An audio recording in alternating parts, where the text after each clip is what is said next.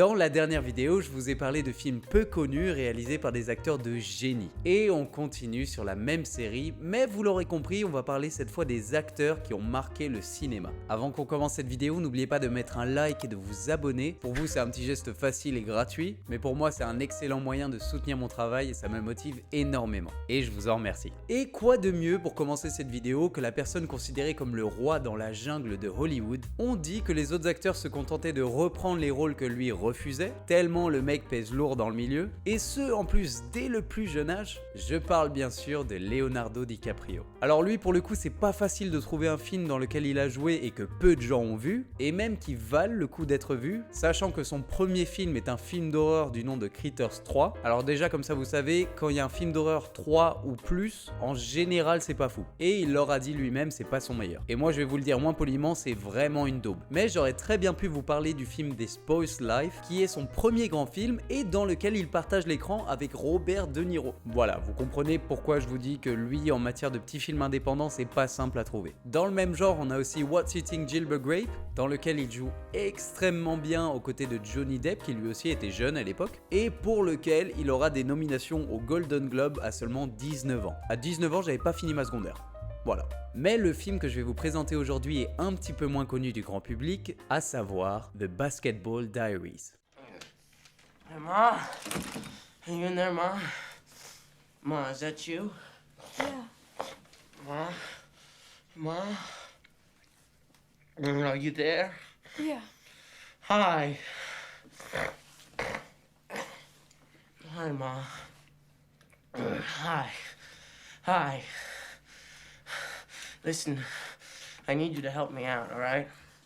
DiCaprio y joue un lycéen passionné de basket et d'écriture qui va voir sa vie bouleversée par la mort d'un ami proche. Suite à quoi, il va commencer à prendre de l'héroïne. Bon, à partir de là, rien ne va plus. Entre lui qui devient accro, sa mère qui le déshérite et plein d'autres problèmes, vous l'aurez compris, le film est extrêmement dur et va nous parler de brutales réalités de la vie. Avec notamment une scène qui a énormément marqué les gens entre Leonardo DiCaprio et sa mère dans le film. Oh, God. Oh, fuck.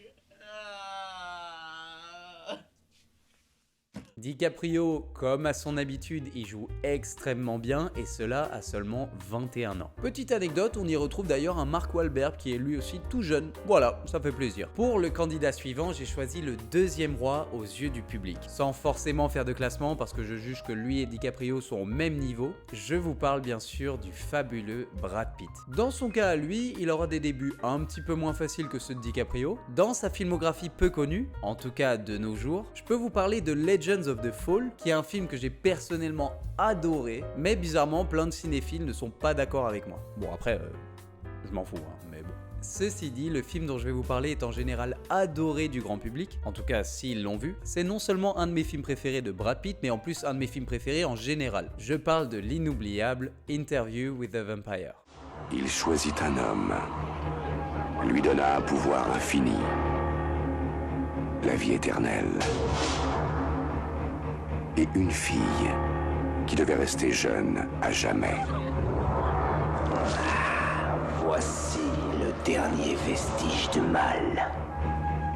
Puis il ravit. On retrouve dans ce film un jeune Brad Pitt accompagné d'un jeune Tom Cruise. Voilà, deux pour le prix d'un. Tom Cruise va transformer Brad Pitt en vampire et les deux vont devenir immortels. Et ils vont par la suite transformer une petite fille en vampire pour ajouter un membre à leur famille. Petite fille jouée par Kirsten Dunst, à seulement 12 ans. Voilà. Pour en revenir au film, on retrouve aussi un très charismatique Antonio Banderas. Et ça, c'est vraiment une preuve de bon goût. Ce film est resté dans ma mémoire comme un des rares films de vampires à nous les présenter de manière cliché, genre Immortel, Les Petites Dents, Peur du Soleil, mais sans pour autant être cringe, contrairement à d'autres films. Ajoutez-le donc au-dessus de votre liste. Je peux pas vous parler de ces deux acteurs sans parler du troisième mousquetaire qui a marqué plusieurs générations. Je parle bien sûr du deuxième pirate préféré au monde, parce que personne ne peut battre Luffy, le grand Johnny Depp. En cherchant bien dans sa filmographie, je pense que dans le trio de jeunes prodiges, c'est lui qui a tourné le plus de grands films. Sachant que le premier film dans lequel il aura joué est lui aussi un film d'horreur, mais cette fois un grand classique dans le cinéma puisqu'on parle du premier film avec Freddy Krueger, A Nightmare on Elm Street. Courte apparition certes, mais pas mal pour un début. Dans le genre un petit peu moins connu, on peut aussi parler de Sleepy Hollow, sur la légende du cavalier sans tête, ou bien de Ed Wood, sur la vie du réalisateur du même nom, mais j'ai choisi de vous parler d'un de mes préférés, Finding Neverland.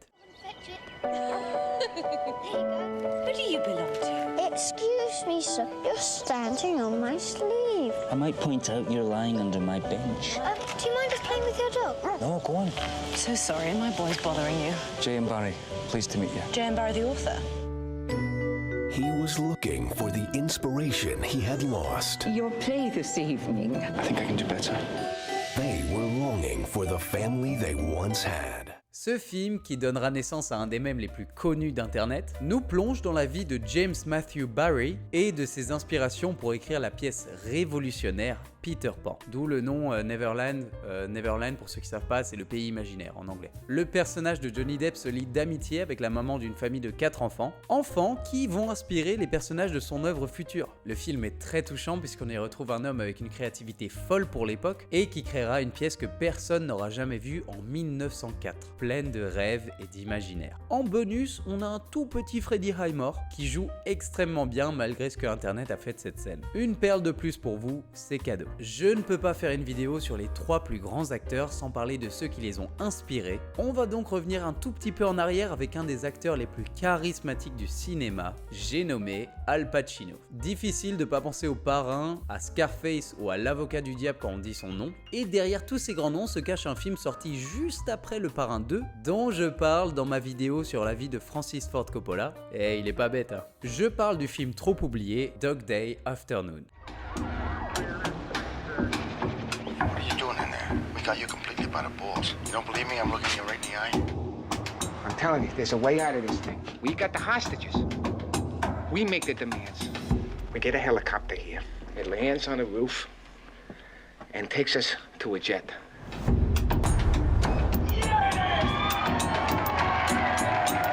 I got some people in there that are hungry. Can you get some food for them? No problem. What do you... Le film, basé sur une histoire vraie, nous montre le braquage d'une banque par 3 voleurs amateurs, dont le personnage de Al Pacino, Sonny, qui a besoin d'argent pour payer l'opération de changement de sexe de sa femme transsexuelle. Sauf qu'une fois arrivé à la banque, il remarque qu'il n'y a plus du tout de cash, et tout ce qui peut mal se passer va arriver. Voilà, Al Pacino est en plein dans son prime, même si selon moi son prime est jamais vraiment redescendu. Et il est accompagné de l'acteur John Cazale, qui joue aussi le frère de Michael Corleone dans Le Parrain. Si vous aimez les films de braquage, celui-ci est un incontournable. Comment vous parler de Al Pacino sans parler de son confrère dans le cinéma de gangster? Là, ça va être difficile de faire durer le suspense avec cette description. On va parler bien sûr du grand Robert De Niro. J'ai déjà parlé de Raging Bull dans la dernière vidéo, et en cherchant bien dans sa filmographie, je suis tombé sur beaucoup trop de films oubliés du grand public qui sont pourtant des chefs-d'œuvre. Je pense notamment au film Sleepers, un film avec Brad Pitt, mais malheureusement De Niro a un trop petit rôle pour que je le mette dans cette vidéo. Par contre pour Sleepers, je vous préviens, âme sensible s'abstenir, on parle de pédophilie dans le film et c'est extrêmement dur à voir. On aurait pu aussi aborder le film Il était une fois dans le Bronx, dans lequel cette fois, au lieu de jouer un mafieux, il va jouer un père qui cherche à tenir son fils à l'écart de la rue, loin de mafieux. Voilà, il y a toujours des mafieux dans les films de De Niro. Dans le même genre, il y a Il était une fois en Amérique, dont je parle dans ma première vidéo sur cette chaîne, et une petite mention spéciale à Cape Fear, dans lequel il joue le rôle d'un psychopathe, et à Frankenstein, dans lequel il joue le rôle de... Frankenstein. Un des meilleurs d'ailleurs. Mais j'ai choisi un film qui m'a énormément touché et très différent de ce qu'on a l'habitude de voir avec De Niro. Je parle de Awakenings. There, it's a miracle. Where are my glasses? They're on your face. Where are you going? I would do all the things that you people... Un neurologue, joué par Robin Williams, intégrera un hôpital dont les patients souffrent d'encéphalite léthargique, ce qui veut dire en gros qu'ils sont paralysés de tout le corps. Il va tout faire pour tenter de les aider, notamment tester un nouveau médicament, qui est en fait un médicament qu'on utilise pour soigner Parkinson à la base. Le médicament va marcher et il va petit à petit assister à l'éveil de ceux-ci. Éveil, awakenings, voilà. Eux qui seront paralysés depuis le plus jeune âge vont redécouvrir la vie 50 ans plus tard. Seulement voilà, le médicament n'est peut-être pas aussi parfait qu'il en a l'air. Une petite merveille du cinéma qui vous fera sourire et pleurer. Après avoir choisi de tels colosses du cinéma hollywoodien, je devais choisir un acteur tout aussi grand et imposant pour rivaliser avec eux. Quoi de mieux que l'homme qui n'aura jamais passé plus d'1 an loin des plateaux de cinéma, le chouchou du public, l'homme que personne ne déteste, j'ai nommé Tom Hanks. Entre la voix de Woody dans Toy Story, celle du contrôleur dans le Polar Express, Forrest Gump et Big, j'ai eu du mal à vous choisir un film. Pourtant, il y en a un que tous les cinéphiles connaissent certes, mais que je trouve trop oublié de ma génération, et peut-être oublié à cause du fait qu'il soit sorti un an avant Forrest Gump. Ça me rendrait vraiment triste de vivre dans un monde dans lequel personne n'aura vu Philadelphia. Mr. Beckett! How are you? What happened to your face? I have AIDS. Oh. I'm seeking representation. You want to sue Wyatt, Wheeler, Hellerman, Tetlow, and Brown? I was diagnosed with AIDS 8 months ago during a bout with pneumonia. What's that in your forehead, pal? Andy, everyone in this room is your friend.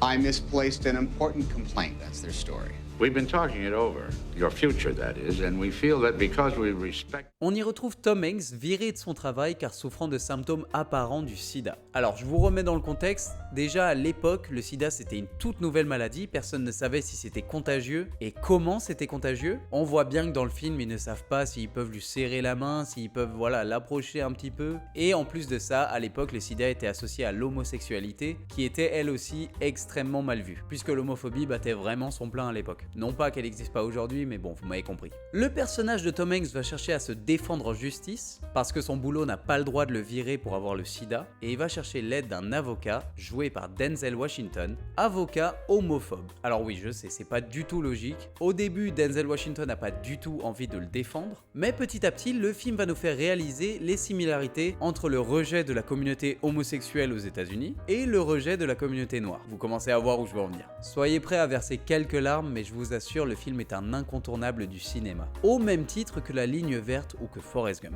Et puisqu'on parle de films en rapport avec des procès, j'aimerais vous parler d'un acteur au nom imprononçable qui a joué le rôle d'un avocat dans un film complètement passé inaperçu dans sa carrière, et qui pourtant est un de mes préférés. L'acteur en question c'est Matthew McConaughey, ou McConaughey, je sais pas.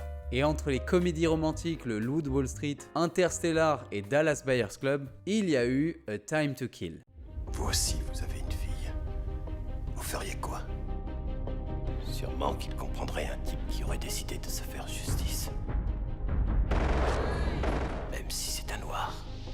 Tenez-vous donc vraiment à être l'homme qui a défendu ce meurtrier? Ça pourrait être très impopulaire. J'aimerais vous aider pour le procès. Dis à tous tes potes qu'on a besoin du clan à Kenton. Dans une Amérique en proie aux tensions raciales, la justice n'est que la première des victimes. Encore une fois, âme sensible s'abstenir, en tout cas au début du film, puisque le film commence directement avec l'agression sexuelle d'une petite fille noire aux États-Unis. Mais je vous rassure, ce n'est que le début du film, puisque le reste du film va se concentrer sur le procès des deux agresseurs. Et Matthew McConaughey va devoir défendre l'indéfendable. Mais c'est pas le scénario auquel vous vous attendez. Voilà, j'en dis pas plus, sinon je vais vous spoiler. Mais du début à la fin, on ne souhaite que le pire aux deux agresseurs et justice pour la famille. Et je sais pas du tout comment ce film n'est pas plus cité quand on parle de la filmographie de cet acteur. Et c'est malheureusement déjà la fin de cette vidéo. Mais je vous rassure tout de suite, j'adore ce format et il y aura encore plein de vidéos pour vous faire découvrir les perles cachées des acteurs et réalisateurs que vous adorez. N'hésitez pas d'ailleurs à me mettre en commentaire s'il y a des films que j'ai oubliés ou s'il y a des acteurs ou des réalisateurs que vous voudriez voir dans le classement. Je le rappelle, mais n'oubliez pas le like et le commentaire, ça m'aide énormément. Et en plus de ça, voilà, ça me fait plaisir. Et quelques commentaires du style meilleure vidéo ever pour aider au référencement, voilà, ça fait pas de mal. Plus sérieusement, je vous remercie énormément de votre soutien, je vois que la chaîne grandit de plus en plus et ça me touche beaucoup et ça me motive à faire encore plus de vidéos. Je vous remercie et je vous dis à bientôt.